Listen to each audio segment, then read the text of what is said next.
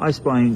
գտնում ենք շինասահմանափակ պատասխանատվությամբ ընկերության կողմից կառուցապատված նորակառույց պրեմիում դասի համարվող շենքի բակային հատվածում եւ ականատես ենք եղել շենքի հերթական անգամ շենքի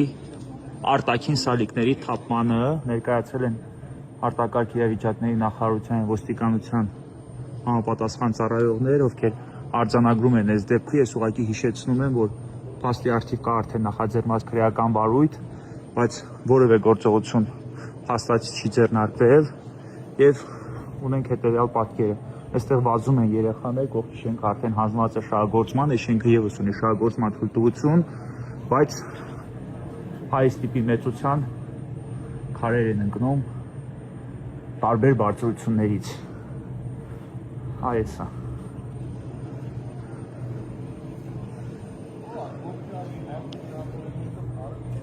Հիշեցնում եմ, այս պրեմիում դասի շենքը ունի շահագործման թույլտվություն։ Այս բանը ներկայացել են նաև ոստիկանության ծառայողները համապատասխան արձանագրություն է կազմում, որը պետք է լրացվի քրեական վարույթի նյութերին։ Աշոտ, մի հատ են նկարը ցույց տուր էլի, որ թափվելու վրան է։ YouTube-ը գնացի, որ թափվելու վրան վարքյան։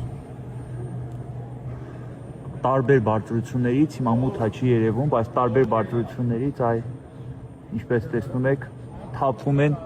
շենքի քարերը։ Այդ քարերը ունեն մինչև 20-30 կիլոգրամ քաշ, իսկ հատվածն էլ նախատեսված է զբոսանքի եւ անգամ երեխաների բազվզելու համար, անմիջապես հրապարակին հարող հատվածն է։